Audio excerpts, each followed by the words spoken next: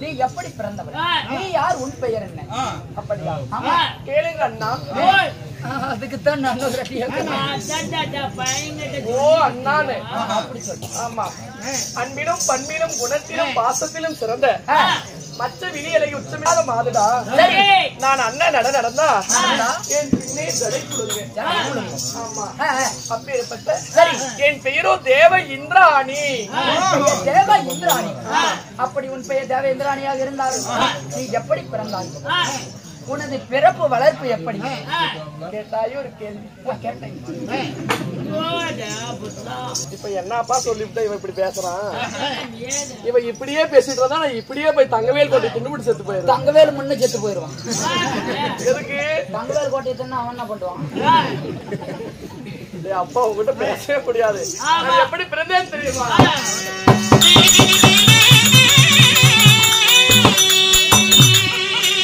தேவாதி தேவன் கூடி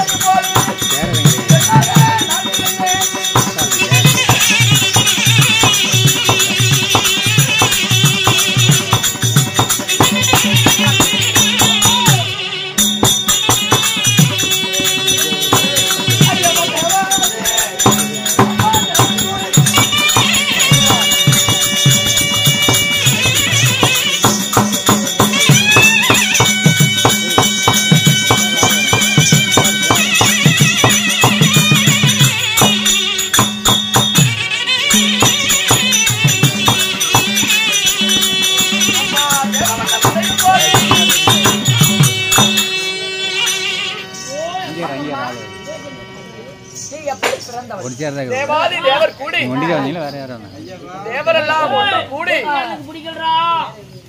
எங்கடா கை இருக்குது? அவனும் கை போடுறான், நீ பார்த்து கை பிடிச்சி ஒடிச்சு வரல முடியாதா? தெய்வலோகத்து மகாராணி நானு.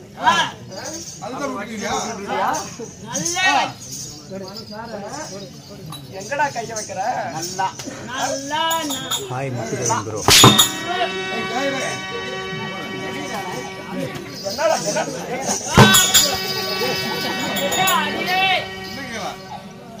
ஏன போட்டீங்கன்னா நாளைக்கு கூத்து வர மாட்டேன்.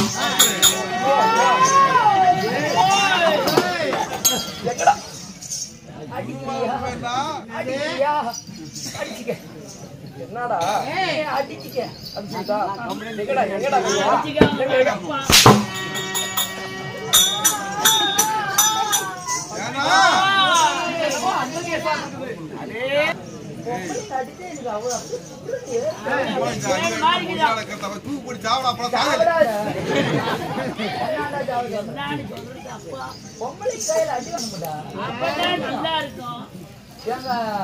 அனைத்து ஆண் குலமும் வாங்கியிருப்பாங்க.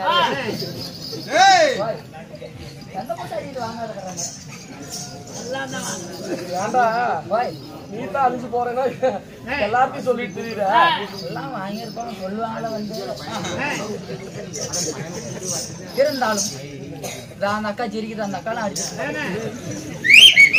தேவாதி தேவர் கூடி தேவரெல்லாம் ஒன்று கூடி தெய்வலோகத்திலே தேவரெல்லாம் தேவ அமிர்தம் கிடைத்தார்களாம்.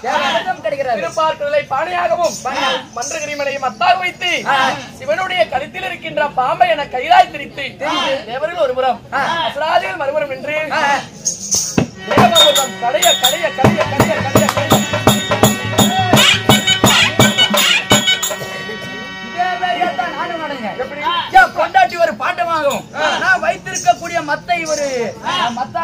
வைத்து நானும் கடையை வைத்து கொண்டே இருக்கேன். கடைசி என்ன வந்தது? வெண்ணெய் வந்தது. அந்த வெண்ணெய் எடுத்து மசாலக்காரன் கொஞ்சம் கொடுத்திருக்கிற டப்பால வச்சிருக்கிறேன். மாடவே பங்கமாய் போயிடுது. ஐயோ கடவுளே மசாலம். தேவனுடைய அமிர்தத்தாலே 60,000 பெண்கள் பிறந்தோம். 60,000 பெண்கள். முதல் பிறந்தாள் மூதேவி. முதலிலே மூதேவி, இரண்டாவது ஸ்ரீதேவி. ஸ்ரீதேவி. மூன்றாவது தேவனுடைய ஏகத்தில் பிறந்தவள் நான் தேவ இந்திராணி. தேவ இந்திராணி. அப்படி தேவ இந்திராணியாக பிறந்து இருந்தாலும் அம்மா கழுத்திலே மாங்கல்யம் இருக்கிறது, நெத்தியில குங்குமம் இருக்கிறது, உனக்கென்று திருமணம் ஆகிவிட்டதா? அமத தெய்வலா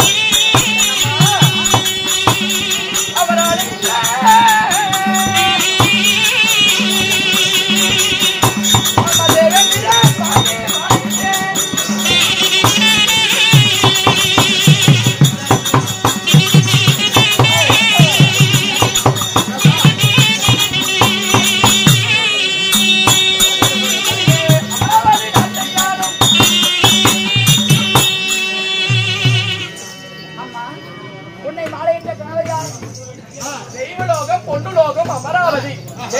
அமராவதி, பொன்னுலோகம். 3 லோகத்திற்கும் அதிபதி. 3 லோகத்திற்கு அதிபதி. தேவாதி தேவர்களுக்கெல்லாம் தலைவன் தேவகோமான் என்று பெயர் பெற்ற தேவேந்திர மன்னனை மாலையிட்டேன். தேவேந்திர மன்னனை மாலையிட்டாய். மன்ற மாலை தெய்வ யானை 2 பெண் குழந்தைகள், 2 பெண் குழந்தை, 1 ஆண் குழந்தை. ஒரு ஆண் குழந்தை. என் குழந்தையுடைய பேர் தான் ஜெயந்தன்.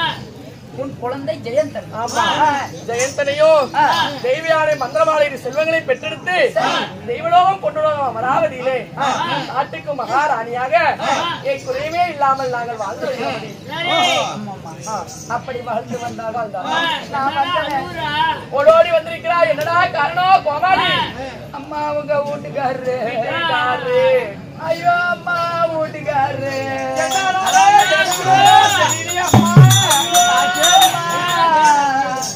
உங்க வீட்டுக்காரரு வர சொன்னாருமா? போய் மன்னாரை சந்திக்கலாம். திரும்ப போறேன்.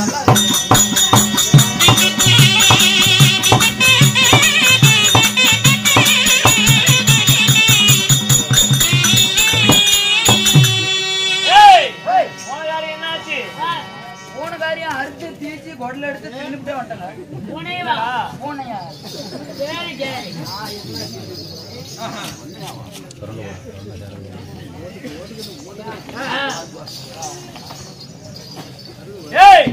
என்ன அதைய கேட்டேன். போன காரியம்னா என் மனைவி அழைத்துவான்னு சொன்னல, என் மனைவி எங்கடா? உங்க வீட்டுக்காரி வர வழியில வீட்டுக்கு தூரம் போயிட்டா. அவ கழிக்கிட்டு வரணும் போயிட்டு கிடையாதுடா, வாடாங்க. மூத்திரம் வராதா? போயிருக்கிறாங்க. ஒழுங்கா உஷாரா இருந்துக்கா.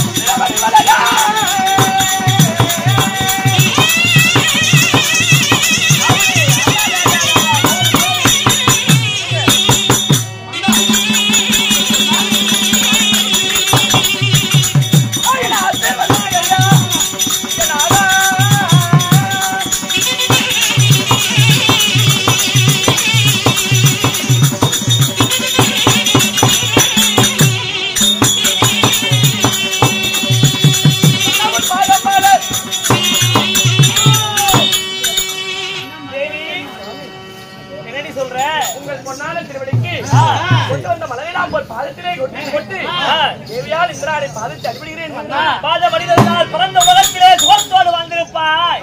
இருந்தாலும் இன்றுவே இல்லாமல் இன்று உனக்கு எதற்காக அழைத்தேன் தெரியுமா? இன்று நான் தேவ சபை கூட்ட வேண்டும், தேவ சபை அமைக்க வேண்டுமே. ஆனால் தேவ சபைக்கு வேண்டிய ஏற்பாடுகளை எல்லாம் செய். வரக்கூடிய தேவாதி தேவர்கள் 33 தேவர் 33 அதாவது 30 தேவர்கள் என்ன ரிஷிமார்கள் யாவற்று நம் தேவர் சபையை தேடி வருவார். வரக்கூடிய தேவர்களுக்காக வேண்டி நீ அவர்களுக்காக உபசரணை செய்ய வேண்டும். அதற்காக வேண்டியே உன்னை அழைத்தேன். அதை சீக்கிரமாக தேவர் சபையை அலங்காரம் செய். இன்று தேவர் சபைக்கு நானும் வரணுமா? நான் அந்த சந்தோஷம் அடைந்தேன் மன்னா. என்றபடி வந்த ராஜாக்களுக்கெல்லாம் முதல் மரியாதை கொடுத்து ரத்தின சிம்மாசனத்தை அலங்கரிக்கிறேன். ஆகட்டும். அப்படி ஆகட்டும் மன்னா.